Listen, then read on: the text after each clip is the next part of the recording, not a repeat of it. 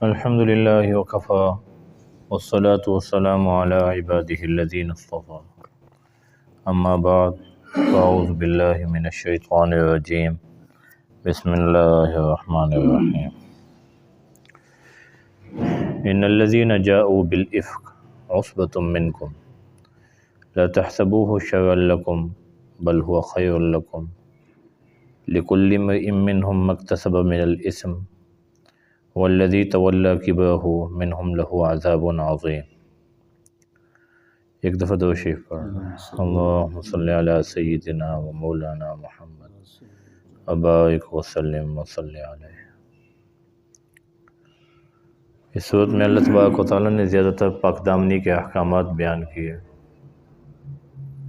اس میں ایک حکم کسی پاک دامن مرد یا عورت پر زنا کی تہمت لگانا، اس پر اللہ تعالیٰ نے حد قذف بیان کی۔ یہ عام انسانوں کے بارے میں، عام مومنین کے بارے میں، کہ نبی کریم صلی اللہ علیہ وسلم کا گھرانہ، اس کا مقام اور اس کی حیثیت باقی امت سے بہت بلند ہے۔ خود قرآن کہہ ہے وازواجہ امہاتہ، نبی کریم صلی اللہ علیہ وسلم کی ازواج مطہرات امت کی مائیں ہیں۔ تو ایک واقعہ پیش آیا سن 6 ہجری میں، تو حکم تو پہلے آ چکا تھا حد قذف کا، لیکن اس واقعے کے بعد اللہ تعالیٰ نے تقریباً 10 آیات یہ اما عائشہ رضی اللہ تعالیٰ عنہ کی پاک دامنی اور ان کی شان میں بیان کی۔ اور یہ اما کا مقام ہے کہ یوسف علیہ السلام پہ جب تہمت لگی تو اللہ نے ایک چھوٹے بچے سے گواہی دلوائی۔ جویج بنی اسرائیل کے بہت بڑے عبادت گزار تھے، ان پر جب الزام لگا تو تب بھی چھوٹے بچے نے گواہی دی۔ حضرت مریم علیہ السلام پہ جب الزام لگا تو گواہی ان کے بیٹے نے دی، چھوٹے بچے نے۔ لیکن اما عائشہ رضی اللہ تعالیٰ عنہ کی یہ خصوصیت ہے کہ جب ان پر تہمت لگی ہے تو پھر دفاع اور گواہی وہ اللہ تعالیٰ دے رہے ہیں، اور صرف گواہی بھی نہیں دے رہے، اللہ تعالیٰ نے قرآن مجید میں اس کو ایسی تفصیل سے بیان کر کے قیامت تک کے لیے محفوظ کر دیا ہے کہ نبی کریم صلی اللہ علیہ وسلم کے گھرانے کی عظمت اور ان کا مقام قیامت تک پڑھا بھی جاتا رہے اور نص قطعی ہو جائے۔ نص قطعی اس کو کہتے ہیں جس کے اندر کسی قسم کا کوئی شبہ نہ ہو اور اس کا انکار کرنے والا دائرۂ اسلام سے خارج ہو جاتا ہے۔ تو اللہ تعالیٰ نے اما عائشہ رضی اللہ تعالیٰ عنہ کی پاک دامنی، ان کا مقام تفصیل سے قرآن مجید میں بیان کیا۔ واقعہ ایسا ہوا، اما عائشہ رضی اللہ تعالیٰ عنہ نے احادیث کی کتابوں میں بڑی تفصیل سے اس کو بیان کیا۔ میں کوشش کروں گا ان سب احادیث کا جو خلاصہ ہے وہ بیان کر دوں۔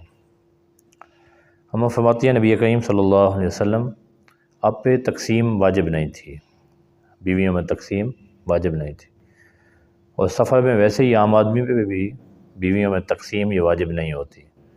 جس بیوی سے مزاج ملتا ہو اس کو اپنے ساتھ لے جائے، تاکہ سفر میں ایک تو ویسے پریشانی ہوتی ہے، پھر بیوی کی وجہ سے مزید پریشانی نہ ہو جائے۔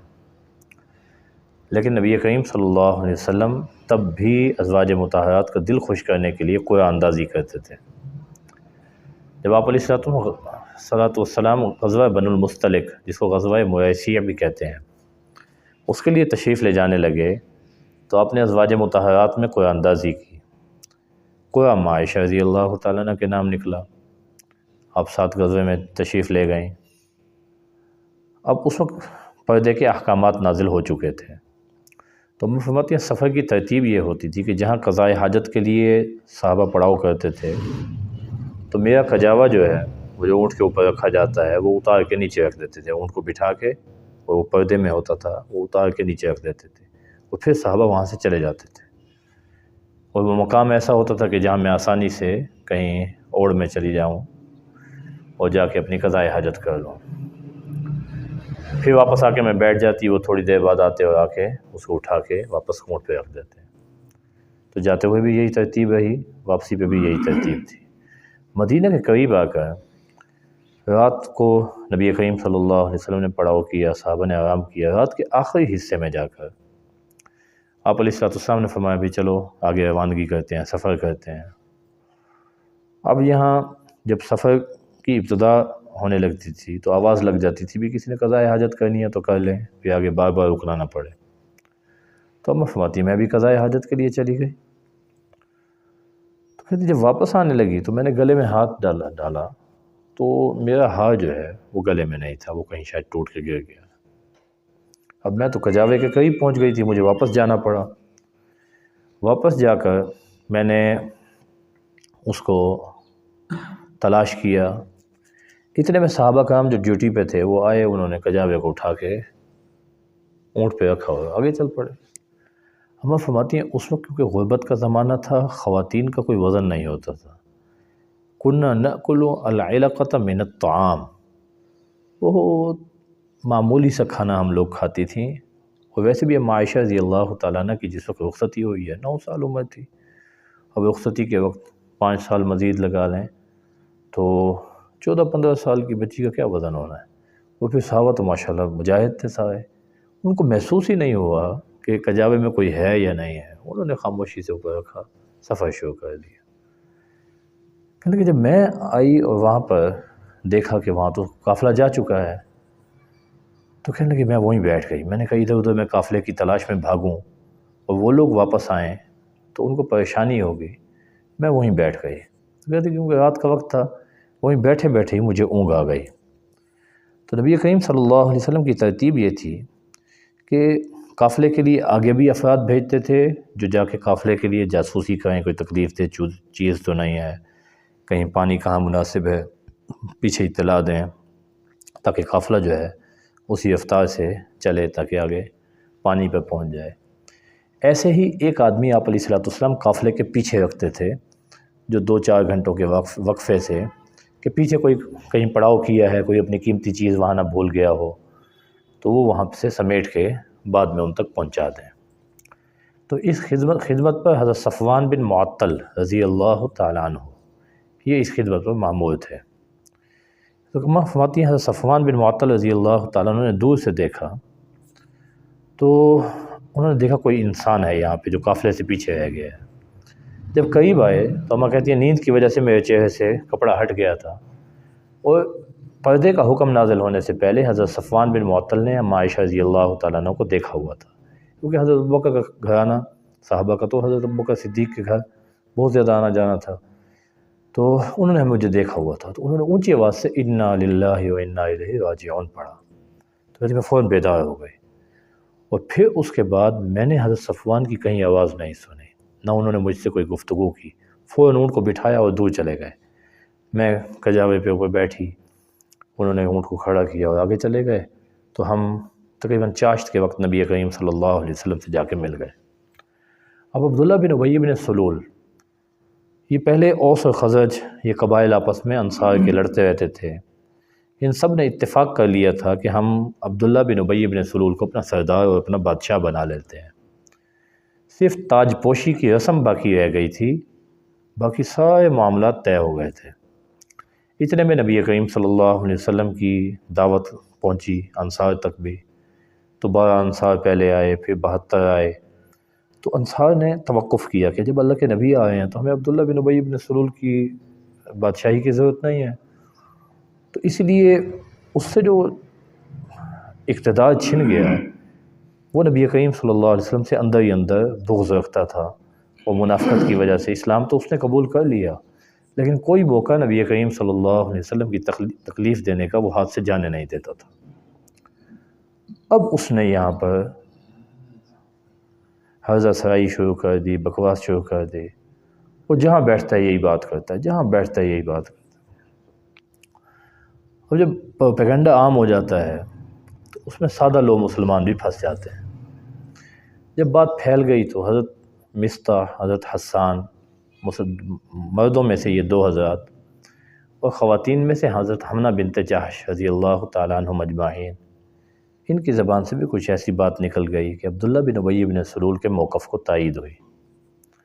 اگرچہ صراحتاً انہوں نے کوئی ایسی اماں کی شان میں گستاخی نہیں کی، لیکن بات ایسی نکل گئی کہ جیسے اس کی تائید کی ہو۔ اب یہ ساری کہانی چل رہی ہے، نبی کریم صلی اللہ علیہ وسلم تک بھی یہ بات پہنچی، آپ علیہ السلام مدینہ منورہ تشریف لے آئے۔ اماں فرماتی ہیں سفر سے واپسی میں مجھے تھکاوٹ کی وجہ سے ویسے بھی طبیعت خراب ہو گئی، اور پھر نبی کریم صلی اللہ علیہ وسلم کا میں رویہ دیکھ رہی ہوں کہ جب میں بیمار ہوتی تھی تو حضور تو میری دلداری کرتے تھے، اب حضور وہ توجہ نہیں کر رہے، اس سے مزید طبیعت خراب ہو گئی۔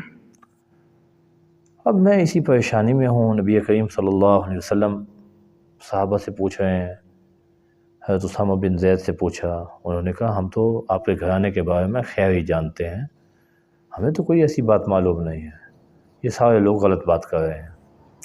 حضرت علی رضی اللہ تعالیٰ عنہ سے پوچھا، تو حضرت علی نے کہا اگر آپ ام عائشہ رضی اللہ تعالیٰ عنہ سے ویسے ہی اکتا گئے ہیں تو آپ اور شادی کر لیں، پریشانی والی بات نہیں ہے، اور اگر آپ معاملے کی تحقیق کرنا چاہتے ہیں تو پھر ام عائشہ کی جو خادمہ ہیں حضرت بریرہ، ان کو بلا کے آپ تحقیق کریں۔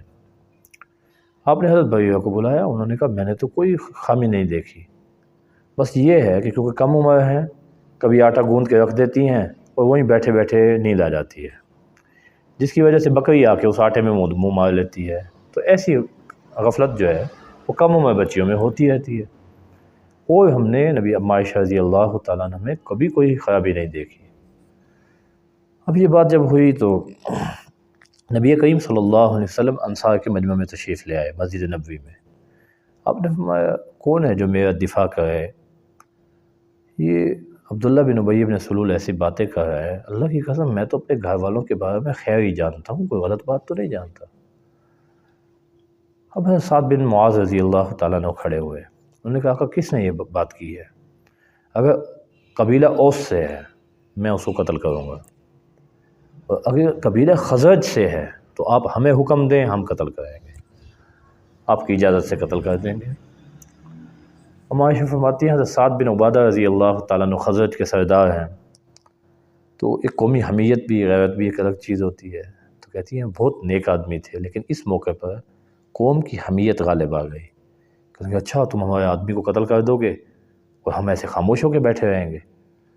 تو ایسے ہی وہ بات سے بات نکل گئی، آپس میں الجھاؤ پیدا ہو گیا۔ نبی کریم صلی اللہ علیہ وسلم صحابہ کو وہاں سے خاموش کروا کر وہاں سے تشریف لے گئے۔ ہم کہتی ہیں اس سارے واقعے کا مجھے کوئی علم نہیں ہے، کوئی علم نہیں ہے، میں بیماری میں ہوں، اوپر سے نبی کریم صلی اللہ علیہ وسلم توجہ نہیں دے رہے۔ کہتی اس زمانے میں بیت الخلاء جیسے قدیم عرب کا طرز تھا کہ بیت الخلاء گھروں میں نہیں بنائے جاتے تھے، یہ نبی کریم صلی اللہ علیہ وسلم نے فتح مکہ کے قریب جا کر بیت الخلاء گھروں میں بنوانا شروع کیے کہ خواتین کو دور نہ جانا پڑے۔ عرب کی عام کی عادت یہی تھی کہ وہ بیت الخلاء گھروں میں نہیں بناتے تھے، دور بناتے تھے۔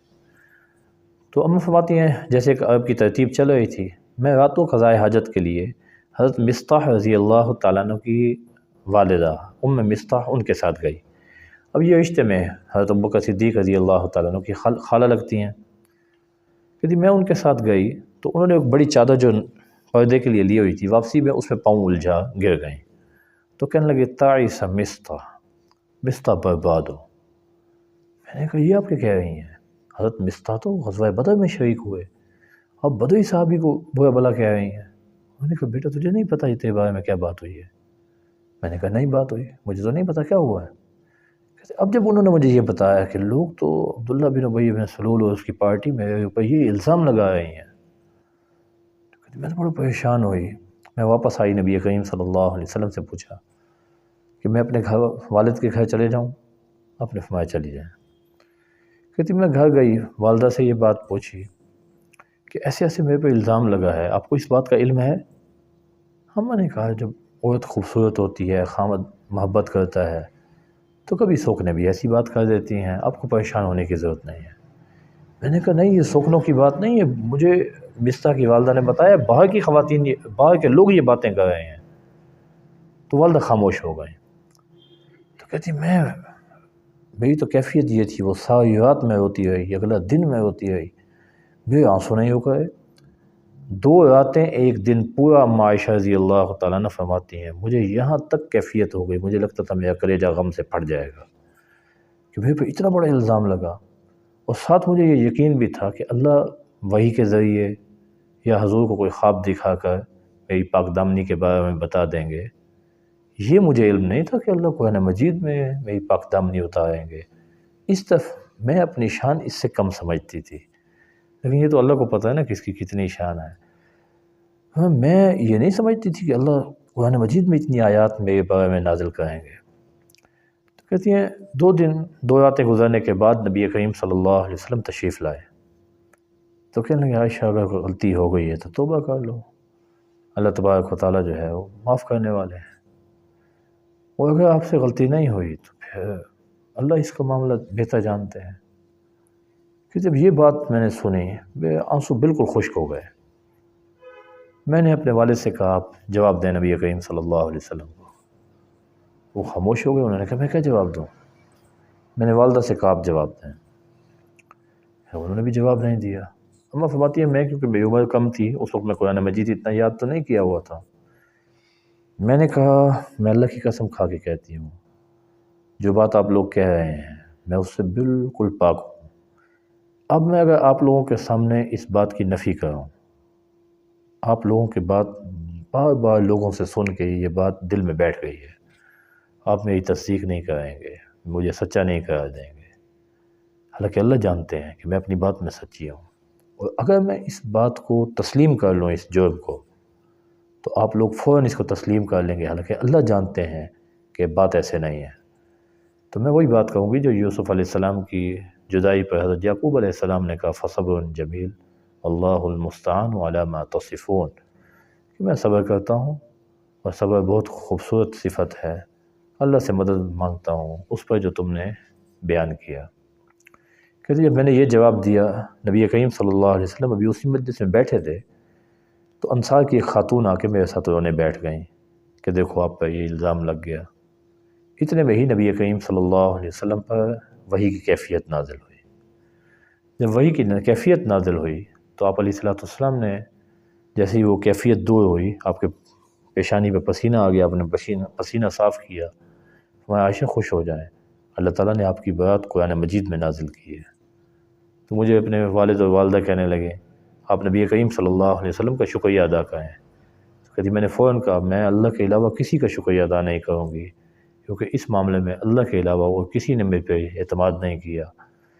تو یہ میاں بیوی کا ایک وہ ہوتا ہے، ایک ناز ہوتا ہے، ورنہ اللہ کے نبی ان کا وہ کرنا، شکریہ ادا کرنا، اس میں تو کوئی حرج نہیں تھا، لیکن وہ کیفیت ایسی تھی ہم عائشہ رضی اللہ تعالیٰ عنہ پر، تو اللہ تعالیٰ نے اس کو تفصیل سے بیان کیا۔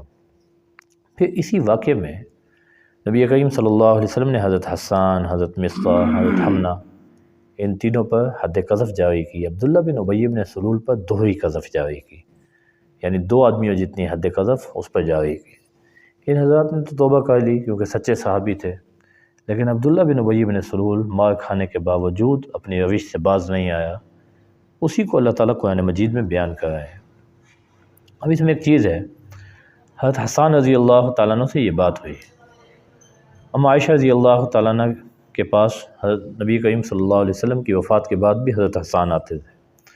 تو ایک دن ام عائشہ رضی اللہ تعالیٰ عنہ کے بھانجے غصے آ گئے، کہنے لگے دیکھیں انہوں نے آپ کے بارے میں ایسی بات کہی تھی، اب پھر بھی ان کو اپنے پاس آنے دیتی ہیں۔ انہوں نے کہا آپ نے سنا نہیں، یہ نبی کریم صلی اللہ علیہ وسلم کا دفاع کرتے تھے اور یہ اشعار کہا کرتے تھے ان نفسی و والدی و عرضی لعرض محمد صلی اللہ علیہ وسلم منکم بقاء، میری جان، میرے والدین، میرا سارا مال، میری عزت تمہارے سامنے نبی کریم صلی اللہ علیہ وسلم کی عزت کے لیے ڈھال ہیں، اور اس طرح کے اشعار بیان کیے، کہنے لگے یہ حضور کی نعت پڑھتے تھے، حضور کا دفاع کرتے تھے، تو مجھے تو حسان سے کوئی گلہ نہیں ہے، تو تم لوگ بھی حضرت حسان کے بارے میں ایسی باتیں نہ کہا کرو۔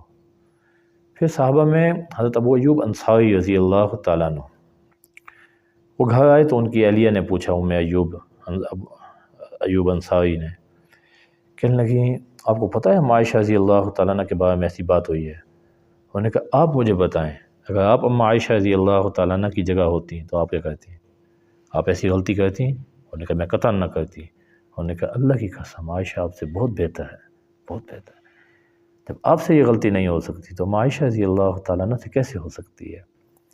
تو اللہ تعالیٰ اسی واقعے کو بیان کر رہے ہیں ان الذین جاؤوا بالافک عصبۃ منکم۔ افک اس کا معنی ہوتا ہے پلٹنا، یعنی سچ کو جھوٹ، جھوٹ کو سچ، نیک کو برا، برے کو نیک، ایسا بڑا جھوٹ بولا جائے جو حقائق کو بالکل پلٹ کے رکھتا ہے، اس کو افک کہتے ہیں۔ یہ واقعہ افک حدیث کی کتابوں میں بڑی تفصیل سے بیان کیا گیا ہے۔ عصبۃ منکم، اللہ فرمائے یہ جو بڑی جھوٹ کی بات آئی ہے، یہ لانے والے تم میں سے ہی ایک چھوٹی سی جماعت ہے۔ بھئی تم میں سے عبداللہ بن ابی بن سلول تو صحابہ میں سے نہیں تھا، تو اللہ نے اس کا تذکرہ بھی نہیں کیا۔ میں صرف یہ جو 3 افراد ہیں، حضرت مصطح، حضرت حسان اور حضرت حمنہ بنت جحش رضی اللہ تعالی عنہم اجمعین، میں یہ تمہارے میں سے ہی افراد ہیں۔ اگر غلطی ہو گئی ہے تو اس کا یہ مطلب نہیں ہے کہ آئندہ یہ تمہاری جماعت میں نہیں آئیں گے۔ ہم خود فرماتی ہیں حضرت زینب بنت جحش حسن میں میرے مقابلہ کر سکتی تھی۔ حضور نے جب حضرت زینب بنت جحش سے پوچھا کہ عائشہ کیسی خاتون ہے، انہوں نے کہا اللہ کی قسم میں نے عائشہ میں کبھی کوئی خرابی نہیں دیکھی، اور میں ان کے بارے میں ہمیشہ اچھا ہی جانتی ہوں۔ میں حالانکہ یہ موقع تھا کہ وہ اپنا سوکن ہونے کا بدلہ اتار سکتی تھی، لیکن انہوں نے کوئی ایسی بات نہیں کی۔ لیکن حضرت حمنہ بنت جحش آزمائش میں مبتلا ہو گئیں۔ اللہ فرمائے کہ یہ لا تحسبوہ شرا لکم، تم اس کو اپنے لیے برا نہ سمجھو۔ وہ برا کیسے نہیں ہے؟ بھائی ہم عائشہ رضی اللہ تعالیٰ عنہ کی شان معلوم ہو گئی، حضور کے گھرانے کی اہمیت معلوم ہو گئی، قیامت تک آنے والے لوگوں کی زبانیں بند ہو گئیں۔ اور اگر یہ واقعہ نہ ہوتا تو نبی کریم صلی اللہ علیہ وسلم کے گھرانے کا کیا مقام ہے، اور مسلمانوں کو جب کوئی ایسا واقعہ ہو جائے، اس کو مسلمانوں کو ایسے واقعہ میں جا کر کیا رویہ اپنانا چاہیے۔ یہ ساری ہدایات یہ اللہ تعالیٰ نے اسی واقعہ میں تھی۔ بل ہوا خیر لکم، یہ واقعہ تمہارے لیے بہتر ہے۔ لکل امرئ منہم مکتسب من الاسم، ہر آدمی کے لیے ان میں سے اتنا ہی گناہ ہے جتنا اس نے کمایا۔ کسی نے 1 دفعہ بات کی تو اتنا ہی گناہ ہے، کسی نے زیادہ دفعہ بات کی تو اس کے لیے زیادہ گناہ ہے۔ والذی تولی کبرہ منہم لہ عذاب عظیم، اور جس آدمی نے اس کے بڑی سازش کی ذمہ داری اپنے سر ڈالی، لہو عذاب عظیم، اس کے لیے بڑا عذاب ہے۔ اس سے مراد عبداللہ بن ابی بن سلول ہے، کیونکہ اس نے توبہ نہیں کی، اس کی موت نفاق کی حالت میں آئی۔ باقی میں نے کل بھی عرض کیا کہ صحابہ کرام رضوان اللہ علیہم اجمعین، ان کا جو معاملہ ہے وہ اللہ کے ساتھ وہ جدا ہے۔ انبیاء معصوم ہیں، انبیاء سے غلطی نہیں ہو سکتی۔ صحابہ محفوظ ہیں۔ صحابہ کے محفوظ ہونے کا مطلب یہ ہے کہ کوئی لغزش ہو بھی جائے، اللہ آخرت کے اعتبار سے ان کی حفاظت فرماتے ہیں، یہی معاملہ صاف کر دیتے ہیں۔ اس لیے جب حضرت مصطح رضی اللہ تعالیٰ عنہ کا کیونکہ یہ حضرت ابوبکر صدیق کے رشتہ دار تھے، تو ان کے گھر کا خرچہ تنگ دست تھے، گھر کا خرچہ حضرت ابوبکر صدیق اٹھاتے تھے۔ حضرت ابوبکر نے جب یہ واقعہ ہوا تو ان کا خرچہ روک لیا۔ اللہ تعالیٰ نے حضرت مصطح کی سفارش کی اور حضرت ابوبکر صدیق سے کہا کہ جن کو اللہ نے فضیلت اور مال دیا ہے، ان کو ایسی قسمیں نہیں کھانی چاہیے کہ میں قریبی رشتہ داروں اور مہاجرین کو نہیں دوں گا۔ وَلْيَعْفُوا وَلْيَصْفَحُوا، آپ معاف کر دیں، درگزر کریں۔ اَلَا تُحِبُّونَ أَن يَغْفِرَ اللَّهُ لَكُمْ، کیا آپ نہیں چاہتے کہ اللہ آپ کو معاف کر دیں؟ حضرت ابوبکر نے فوراً کہا میں چاہتا ہوں اللہ مجھے معاف کر دیں۔ فوراً وہ خرچہ جو ہے دوبارہ بحال کیا۔ تو یہ صحابہ کرام رضوان اللہ علیہم اجمعین کا مقام وہ اللہ کے ہاں جدا ہے۔ اللہ نے اس کو قرآن میں بیان کر دیا، رضی اللہ عنہم ورضوا عنہ، اللہ ان سے راضی، وہ اللہ سے راضی۔ اس لیے صحابہ محفوظ ہیں۔ کوئی غلطی ہو بھی جائے، ہماری جو غلطی ہوگی ہمیں نہیں پتہ کہ آخرت میں اللہ اس سے کیا مواخذہ کریں گے۔ صحابہ کی جو غلطی ہے اس کو اللہ نے ان کی آخرت کے اعتبار سے ایسی حفاظت فرمائی ہے کہ آخرت میں اس کا کوئی وبال ان پر نہیں ہوگا۔ انہوں نے اپنا معاملہ اللہ سے یہیں پہ ہی صاف کروا لیا۔ ہمارا معاملہ جو ہے فمن شاء فلیؤمن ومن شاء فلیکفر والا معاملہ ہے کہ بھائی گو مگو کی کیفیت ہے۔ عافیت تو اللہ سے سب مانگ رہے ہیں، اللہ ہم سب کے لیے بہتری والا معاملہ فرمائے، عافیت والا معاملہ فرمائے، لیکن یقینی نہیں ہے۔ صحابہ کی جو معافی ہے وہ یقینی ہے۔ اللہ تعالیٰ ہمیں ان باتوں کی سمجھ عطا فرمائے۔ آگے اس میں بہت